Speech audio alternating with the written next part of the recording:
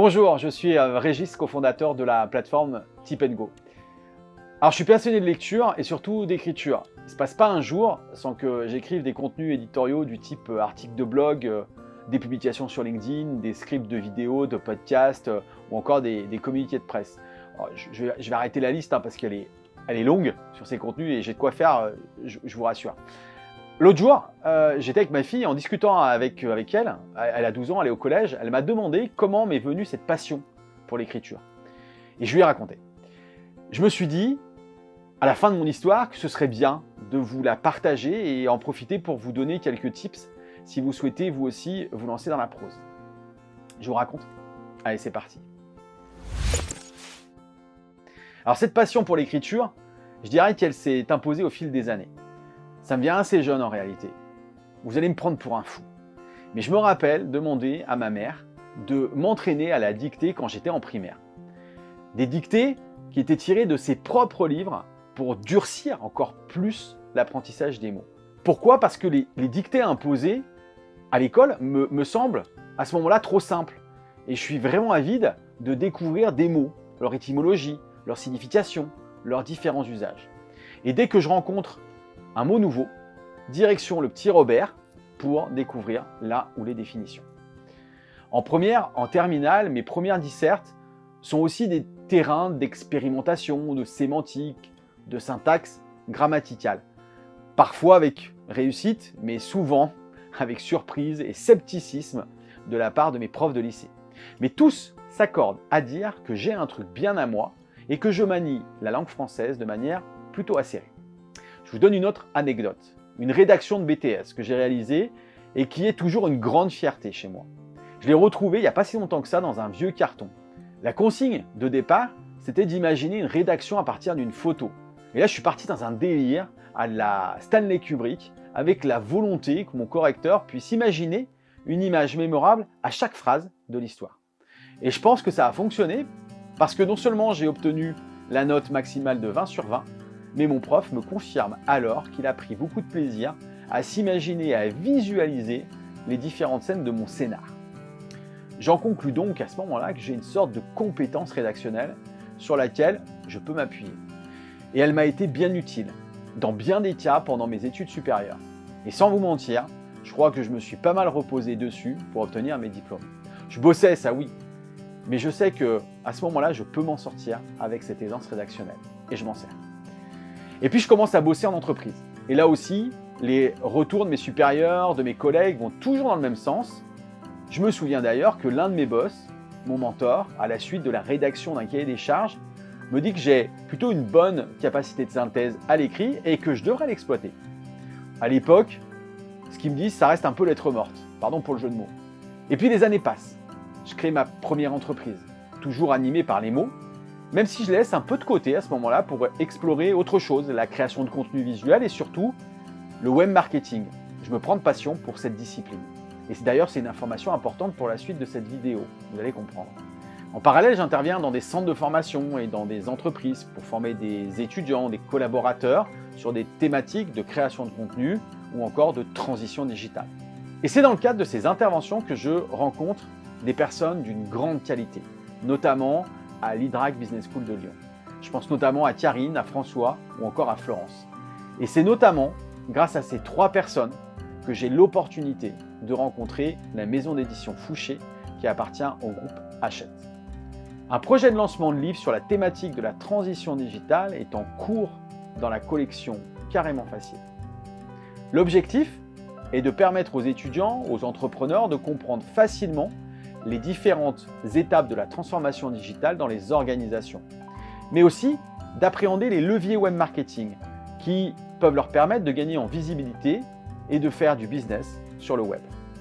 Un auteur que je connais bien, puisqu'il intervient lui aussi à l'Hydrac Lyon, est déjà positionné sur cet ouvrage.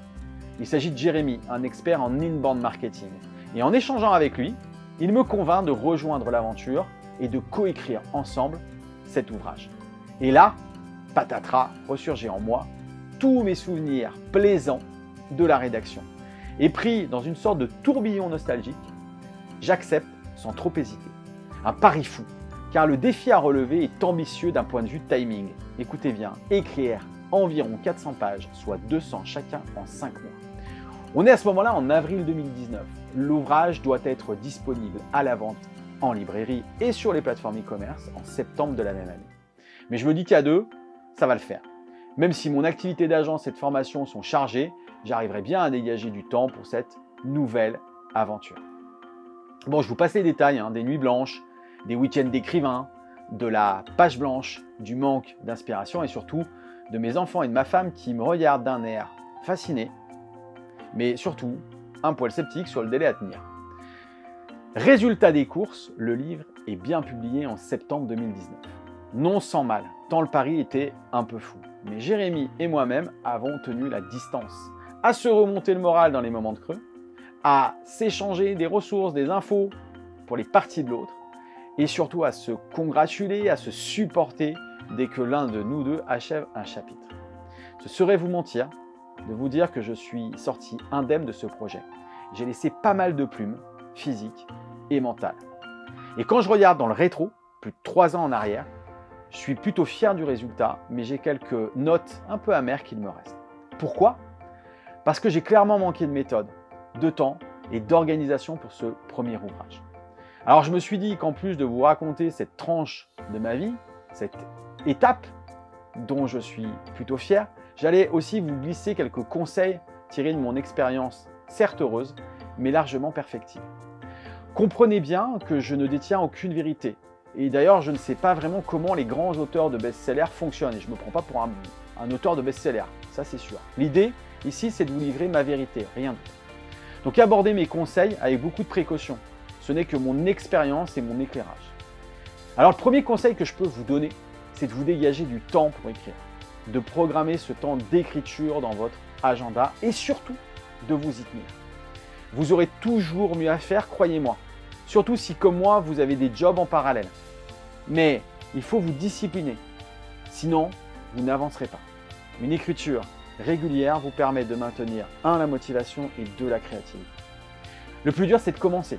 Mais une fois que vous êtes lancé, ensuite, ça s'enchaîne plus facilement car précisément, vous prenez du plaisir. Une fois que votre thème est défini, ce qui, moi, était mon cas puisqu'il s'agissait d'une commande d'éditeur, la transition digitale, eh bien, ensuite, il faut le travailler le plan pour votre histoire. Et mon conseil ici, c'est d'effectuer des recherches, moi j'en ai fait beaucoup, une sorte de revue de littérature. Et avant d'écrire, prenez ce temps pour vous imprégner du sujet, réalisez un benchmark de l'existant, allez chercher de l'inspiration, appuyez-vous sur des auteurs experts qui ont traité de la thématique et de sujets connexes. Et une fois que vous avez le sentiment d'avoir fait le tour, alors c'est parti, écrivez votre plan, votre histoire du thème. Je vous conseille d'écrire l'intro, les grands chapitres et la conclusion. Et à l'intérieur des chapitres, listez sous forme de bullet points les notions clés que vous souhaitez aborder, sans forcément les développer, mais surtout pour ne pas les oublier et ne pas perdre vos idées. Cette technique vous permet d'écrire assez rapidement, vous le verrez, 50% de vos chapitres. Et c'est surtout à ce moment-là que vous commencez à mettre votre patte et votre style littéraire en place. Et ça, c'est assez kiffant. Autre conseil, ne soyez pas trop exigeant avec vous-même sur vos premiers jets. Ils sont perfectibles et vous aurez toujours le temps de revenir dessus pour améliorer l'existant. N'hésitez pas non plus à faire relire vos pages à votre entourage, de préférence candide. Il saura vous donner des critiques constructives et vous indiquer si votre prose est accessible et facilement compréhensible. Acceptez ces feedbacks, ces retours avec beaucoup d'enthousiasme et surtout avec beaucoup d'ouverture d'esprit. Et modifier le propos le cas échéant. Il faut laisser son ego un peu de côté dans ces cas-là. Vous pouvez aussi engager un correcteur professionnel pour aller plus loin dans la relecture et les améliorations. Enfin, faites preuve de persévérance, de contenance. Écrire un livre demande du temps, de la détermination et de l'abnégation. Ne lâchez rien. Surtout, mettez de la passion, de l'envie et du cœur. L'écriture, c'est un bout de votre âme que vous couchez sur le papier et qui restera après vous. Dites-vous que si vous y arrivez, vous serez super fiers. Voilà, je crois que je n'ai pas oublié grand-chose. Si vous avez d'autres questions qui vous viennent, dites-le moi en commentaire, je serai ravi de vous répondre. À bientôt sur Tip & Go.